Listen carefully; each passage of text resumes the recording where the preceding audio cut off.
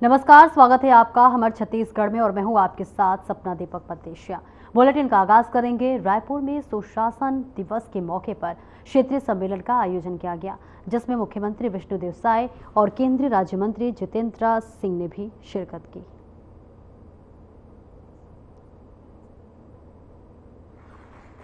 मैं सबसे पहले माननीय मंत्री जी का आभार व्यक्त करना चाहूंगा, जो ये सौभाग्य हमारे छत्तीसगढ़ को प्रदान किया और ये रीजनल कॉन्फ्रेंस हमारे छत्तीसगढ़ में संपन्न हो रहा है।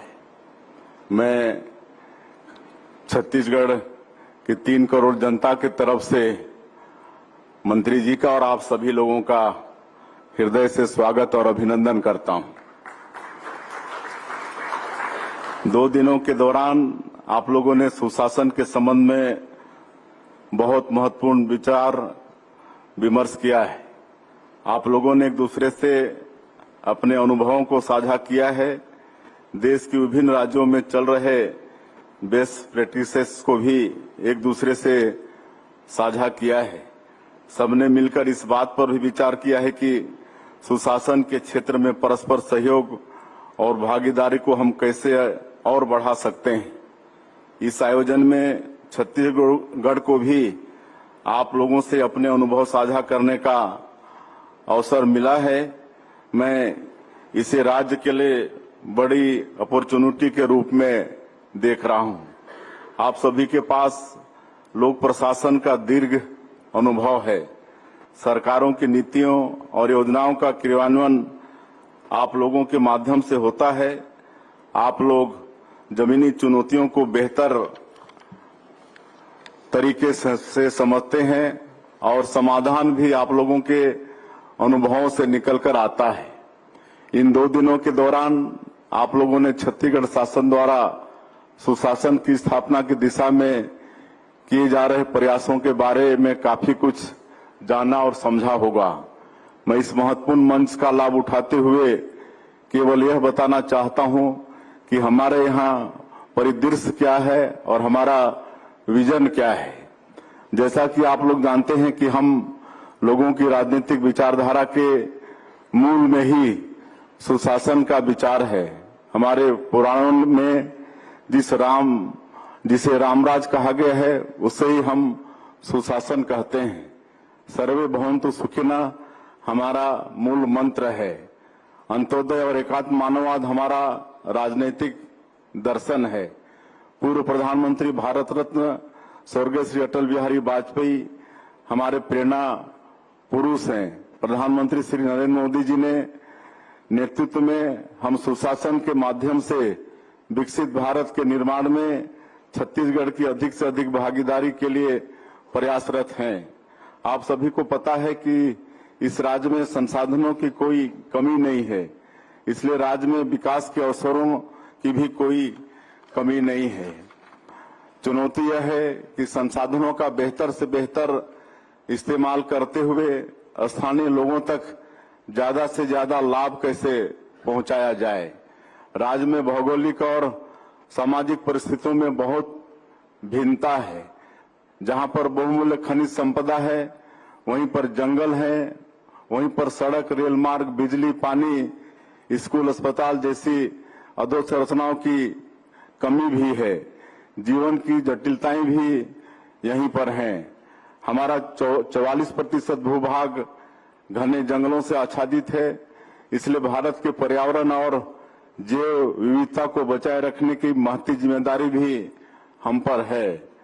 इन सबके साथ साथ राज्य की जनजातीय संस्कृति और परंपराओं को बचाए रखना भी हमारा प्राथमिक कर्तव्य है।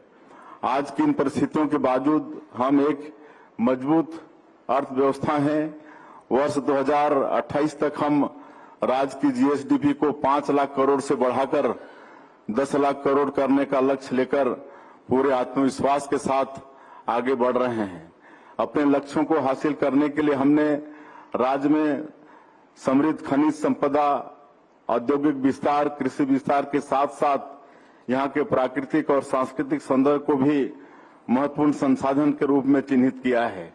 हम राज्य के सामाजिक और आर्थिक सशक्तिकरण के लिए सुशासन को भी महत्वपूर्ण संसाधन के रूप में देख रहे हैं। हाल ही में हमने अपनी नई उद्योग नीति लॉन्च की है। इसमें पर्यटन के विकास को भी प्रोत्साहित किया गया है।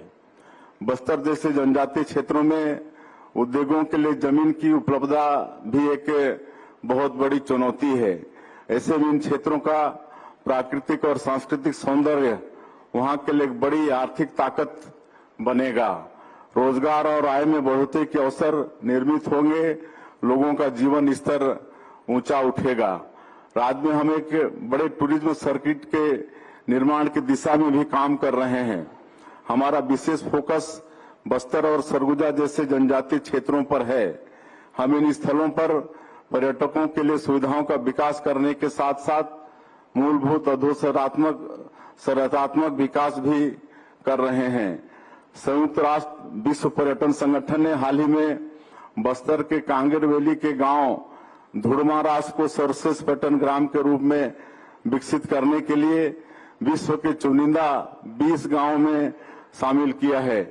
ये हम छत्तीसगढ़ वालों के लिए बड़ा सौभाग्य है और इससे हम लोग बहुत उत्साहित भी हैं। हमने वनोपजों और कृषि उपजों के स्थानीय प्रसंस्करण को भी आर्थिक विकास की अपनी रणनीति में अत्यंत महत्वपूर्ण घटक के रूप में शामिल किया है। राज्य के खजाने को बड़ा करने के लिए हम करों के संग्रहण में तकनीक का इस्तेमाल कर रहे हैं ताकि करों में वृद्धि किए बिना खजाने में वृद्धि की जा सके। अभी मैंने आप लोगों के से राज्य के परिदृश्य और हमारी आर्थिक तैयारियों की मोटी मोटी जानकारी साझा की। अब मैं आपसे सुशासन की दिशा में की जा रही तैयारियों और चुनौतियों को भी साझा करना चाहता हूं। शासन द्वारा बनाई गई योजनाओं, कार्यक्रमों, नीतियों और सेवाओं के आम आदमी तक पहुंचने के लिए सबसे प्राथमिक जरूरत है जानकारियों और सूचनाओं की पहुंच। मैदानी क्षेत्रों में तकनीक का इस्तेमाल करते हुए हम प्रभावी तरीके से इस काम को अंजाम दे रहे हैं, लेकिन दुर्गम क्षेत्रों में यहां अभी तक मोबाइल टावर भी नहीं पहुंचे हैं, वहां हमारा काम कठिन हो जाता है। इन क्षेत्रों में अधोसंरचनाओं के विकास में नक्सलवाद एक बड़ा रोड़ा रहा है, लेकिन वर्ष 2026 तक नक्सलवाद का पूर्ण सफाया करने के हमारे भारत सरकार और प्रदेश सरकार के संकल्प इन क्षेत्रों तक भी सुशासन को पहुंचाने में हम सफल हो पा रहे हैं। नक्सलवाद पीड़ित क्षेत्रों में सुरक्षा कैंपों की स्थापना के साथ साथ अंदरूनी गांवों में सभी तरह की मूलभूत अधोसंरचनाओं, केंद्र और राज्य सरकार की योजनाओं और सेवाओं की पहुंच सुनिश्चित की जा रही है। इसके लिए राज्य शासन द्वारा नियत नेलानार योजना संचालित की जा रही है। यह गोंडी भाषा का शब्द है जिसका अर्थ होता है आपका अच्छा गांव। माननीय प्रधानमंत्री श्री नरेंद्र मोदी जी द्वारा जनजातीय क्षेत्रों के विकास के लिए शुरू की गई पीएम जन्मभूमि योजना और धरती आबा जनजातीय ग्राम उत्कर्ष अभियान से हमें और भी ज्यादा ताकत मिली है। प्रधानमंत्री आवास योजना, जल जीवन मिशन, पीएम सूर्य घर मुफ्त बिजली योजना जैसी योजनाओं ने भी राज्य शासन द्वारा सुशासन की स्थापना की दिशा में किए जा रहे प्रयासों को और तेज किया है। राज्य सरकार ने 11 महीनों के अल्प समय में अधोसंरचना के विकास में महत्वपूर्ण उपलब्धियां हासिल की हैं। इनमें आप जैसे संवेदनशील और छत्तीसगढ़ की जरूरतों को समझने वाले अधिकारियों की भी भागीदारी है। मुझे इस बात की खुशी है कि केंद्र सरकार द्वारा हमारे प्रस्तावों पर गंभीरता से ध्यान दिया जाता है और तत्परता के साथ सहयोग किया जाता है। 11 महीनों में लगभग 31,000 करोड़ रुपए की सड़क परियोजनाएं, कई महत्वपूर्ण रेल परियोजनाएं हमें मिली है। हवाई सेवाओं का भी विस्तार हुआ है। सरगुजा में नए एयरपोर्ट का शुभारंभ हुआ है। राज्य में एयरपोर्टों की संख्या बढ़कर 4 हो गई है। परसों ही हम दिल्ली में सिविल एविएशन मिनिस्टर से मिले थे और उन्होंने हमारे रायपुर एयरपोर्ट को नेशनल एयरपोर्ट का दर्जा देने के लिए आश्वस्त किया है। ये सब हम लोगों के लिए सौभाग्य का विषय है। सुशासन का परम लक्ष्य है प्रत्येक नागरिक के जीवन को सुख सुविधाओं से संतृप्त करना। राज्य में डबल इंजन की सरकार होने से हम इस लक्ष्य की ओर तेजी से आगे बढ़ रहे हैं। पिछले 11 महीनों में हमने भ्रष्टाचार के खिलाफ कड़ी कार्रवाइयां करते हुए शासन प्रशासन में पारदर्शिता सुनिश्चित की है। सभी विभागों में प्रक्रियाओं को आसान बनाते हुए सेवाओं के लिए ऑनलाइन प्लेटफॉर्म तैयार किए गए हैं। यह सुनिश्चित किया गया है कि नागरिकों के काम समय सीमा में हो, शासन तक उनकी आसान पहुंच हो, शिकायतों का निराकरण तेजी से हो, विकास में जन भागीदारी बढ़े, लोकतांत्रिक और संवैधानिक संस्थाओं की को मजबूती मिले।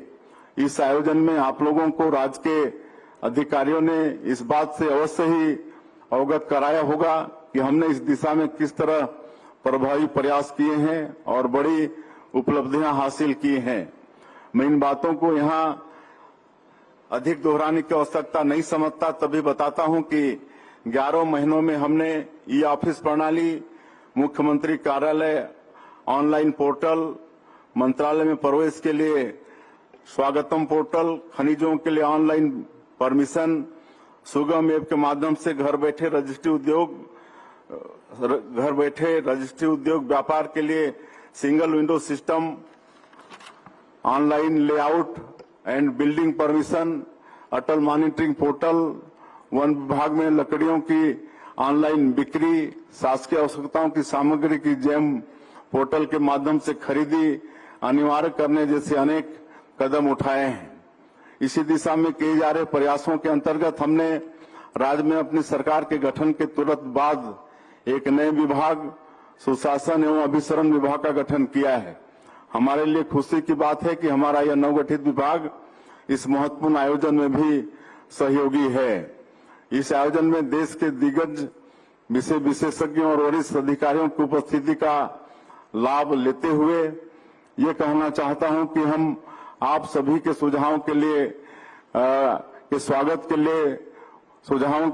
के लिए उत्सुक हैं।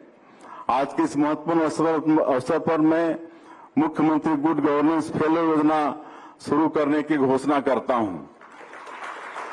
इस योजना के तहत छत्तीसगढ़ सरकार IIM रायपुर को साथ मिलकर छत्तीसगढ़ के मूल निवासी छात्रों के लिए public policy and good governance में मास्टर पाठ्यक्रम शुरू करेगी। इसके लिए छात्रों का चयन कैट के माध्यम से किया जाएगा। इस योजना में IIM रायपुर में कक्षाओं के साथ साथ छात्रों को छत्तीसगढ़ शासन के विभिन्न विभागों में व्यवहारिक अनुभव भी दिया जाएगा। पाठ्यक्रम की पूरी फीस राज्य सरकार वहन करेगी। साथ ही छात्रों को निर्धारित मासिक स्टाइपेंड भी प्रदान करेगी। यह योजना शासन में दक्षता और पारदर्शिता बढ़ाने के साथ साथ राज्य के युवाओं को उच्च स्तरीय शिक्षा और प्रायोगिक अनुभव का अवसर भी प्रदान करेगी। इसका उद्देश्य छत्तीसगढ़ में पेशेवरों की एक ऐसी पीढ़ी तैयार करना है जो सरकार, NGO, थिंक टैंक और निजी क्षेत्र के साथ मिलकर गवर्नेंस को बेहतर बनाने के क्षेत्र में काम करेगी। मैं इस सफल आयोजन के लिए प्रशासनिक सुधार और लोक शिकायत विभाग भारत सरकार तथा सुशासन और अभिसरण विभाग छत्तीसगढ़ को बधाई देता हूं और भारत सरकार को पुनः एक बार माननीय मंत्री जी को धन्यवाद करना चाहूंगा कि अपॉर्चुनिटी ये आयोजन हमें छत्तीसगढ़ में करने का अवसर दिया, हमारे प्रदेश का मान बढ़ाया है। आप सब लोगों का बहुत बहुत धन्यवाद। माननीय मुख्यमंत्री आदरणीय श्री विष्णुदेव सहाय जी, मेरा सौभाग्य कि वो हमारे बड़े पुराने परम मित्र भी हैं। हमें अवसर रहा संसद में इकट्ठे रहने का, फिर मंत्री परिषद में भी हम इकट्ठा बैठते रहे और हमारे बीच में से एक साथी आज रायपुर में मुख्यमंत्री के पद पर आसीन है, मुख्यमंत्री की गद्दी पर आसीन है। ये व्यक्तिगत तौर पर हमारे लिए हर्ष और संतोष का विषय भी है और गर्व का विषय भी, और साथ ही साथ ये भी देख करके अभी 1 वर्ष से भी कम अवधि काल में जिस प्रकार से प्रगति हुई है, तो सही माने में माननीय विष्णुदेव सहाय जी ने प्रधानमंत्री श्री नरेंद्र मोदी जी की जो डबल इंजन की परिभाषा है उसको सुचारू रूप से धरती पर उतारने का कार्य किया है। इसके लिए आप अभिनंदन के पात्र भी हैं और बधाई के पात्र भी हैं। उनके साथ बैठे हुए हमारे मुख्य सचिव अमिताभ जैन जी, राहुल भगत जी, दिल्ली से मेरे साथ आए हुए पुनीत यादव जी, छत्तीसगढ़ राज्य सरकार के प्रमुख अधिकारीगण, भिन्न भिन्न प्रदेशों से आए हुए उच्च अधिकारीगण, प्रतिनिधिगण, देवियों सज्जनों, मैं नहीं जानता कि मैं यहां मेहमान हूं या मेजबान हूं। वैसे तो मुख्यमंत्री जी वॉज वेरी काइंड, उन्होंने मेरा अभिनंदन किया, मुझे बुके भी दिया, परंतु आयोजन में थोड़ी बहुत भागीदारी चूंकि मेरे विभाग की भी है, तो इसलिए जहां आपने हमारा स्वागत करके बड़े विनम्र ढंग से हमारा मान बढ़ाया है, वैसे ही मुझे लगता है कि मेरा भी एक दायित्व बनता है कि मैं इस 2 दिवसीय गोष्ठी में आपका अभिनंदन करूं अपने विभाग की ओर से। Department of administrative reforms, public grievances, ministry of personal, government of India. ये जो भिन्न भिन्न स्थानों पर जाकर के इस तरह से गोष्ठियां आयोजित करने का एक विचार आया, इसके पीछे की भी एक छोटी सी कथा है। शायद कुछ लोगों को स्मरण होगा कि प्रधानमंत्री बनने के कुछ ही समय के बाद सन 2014 में अनौपचारिक तौर पर एक बार हम बैठे थे तो मोदी जी ने ये कहा कि क्या हम भारत सरकार को विज्ञान भवन से बाहर निकाल सकते हैं। और सुनने कहने में बात बड़ी साधारण थी, लेकिन बहुत दिनों तक वो मेरे मस्तिष्क में विश्लेषण का विषय रही। और फिर हमने सचिव महोदय से कहा कि ये जो हम यहां पर गोष्ठियां करते हैं वर्ष में 1 बार 2 बार, तो यदि हम भिन्न भिन्न क्षेत्रों में जाकर के करें तो मुझे लगता है कि अधिकतर सरकार में फाइनेंसेस की दुविधा रहती है, वो भी नहीं रहेगी क्योंकि राज्य सरकार भी उसमें सहयोग करेगी, और जो आप भिन्न भिन्न अधिकारियों को बुलाते हैं और उसका जो खर्चा है वो वैसे हो जाएगा। तो कुल मिलाकर के ये कॉस्ट इफेक्टिवनेस उतनी ही रहेगी। तो हम ये प्रयोग करें तो कैसा रहेगा। और मुझे आपसे ये बात साझा करते हुए बहुत संतोष होता है कि गत 8, 9 या 7 वर्षों में देश का कोई राज्य नहीं जहां हम नहीं पहुंचे और दूर दूर तक पहुंचे।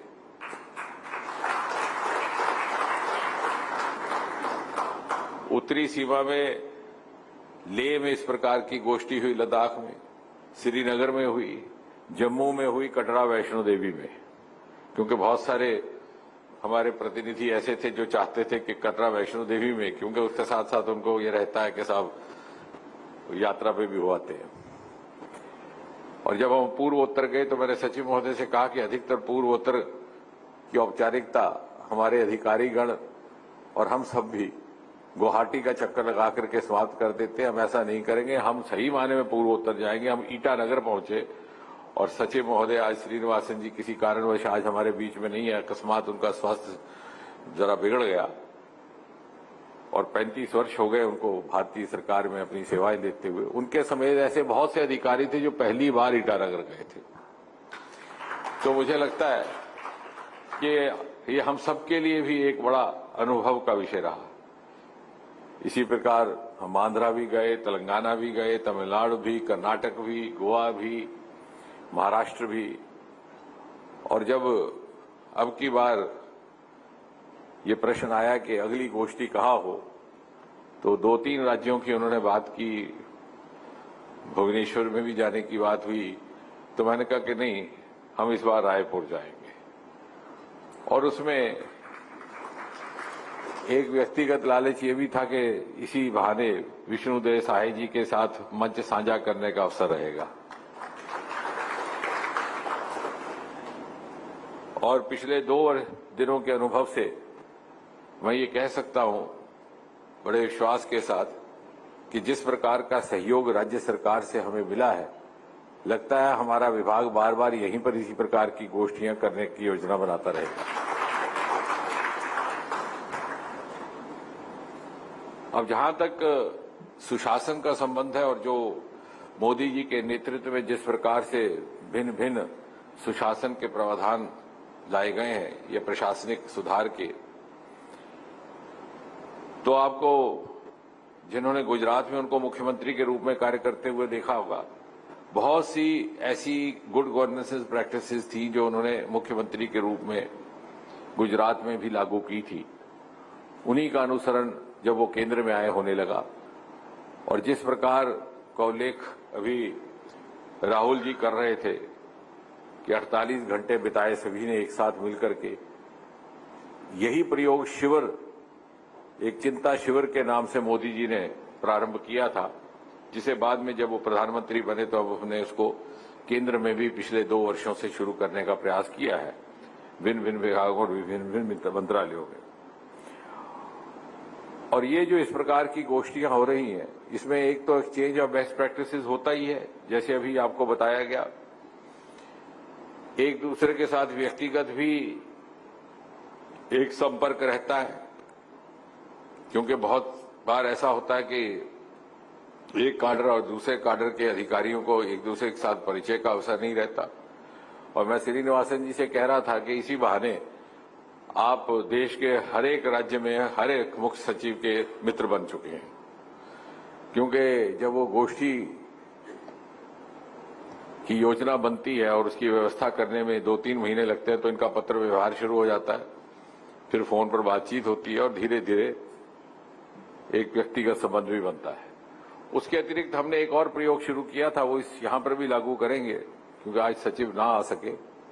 कपलिंग ऑफ स्टेट्स हमने किया था कि बहुत सारे ऐसे प्रदेश हैं जिनकी एक समान समस्याएं होती हैं और एक समान उन्होंने समाधान भी ढूंढे होते हैं, या एक प्रदेश ढूंढ चुका होता है, दूसरे ने अभी नहीं ढूंढे होते, वो उसके लिए अभी खोज कर रहा होता है। देखिए, अगर सरकार गुड गवर्नेंस लाकर अच्छा काम करती है, सरकार की योजनाओं को लोगों तक अच्छे से पहुंचाती है, इसमें करप्शन में जीरो टॉलरेंस हो, अपराध नहीं हो, तो निश्चित रूप से सरकार की लोकप्रियता तो बढ़ेगी।